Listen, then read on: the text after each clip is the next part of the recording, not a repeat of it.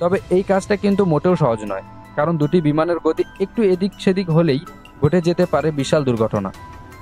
এখানেই শেষ নয়, বিমানটা এর থেকে অসম্ভব অনেক বেশি কিছু করতে পারে, যেগুলো আপনাকে আরও বেশি চমকে দিবে। যেমন মহাকাশ থেকে অসম্ভব গতি নিয়ে পৃথিবীতে ফিরে আসা স্পেসক্রাফটকে নিরাপদে মাটিতে ল্যান্ড করানো,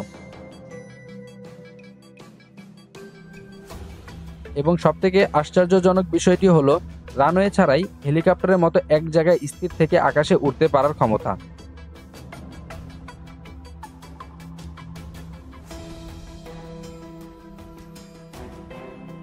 কিন্তু সত্যি বলতে এটা আবিষ্কার করার কোনো উপায়ই নেই।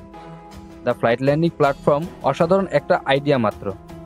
এমন কিছু যদি আসলেই তৈরি করা হতো, তাহলে নিঃসন্দেহে এয়ারক্রাফট ইন্ডাস্ট্রিতে একটা বিপ্লব নিয়ে আসতো। সহজেই বাঁচানো যেত বিমান দুর্ঘটনায় প্রাণ হারানো শত শত যাত্রীদের।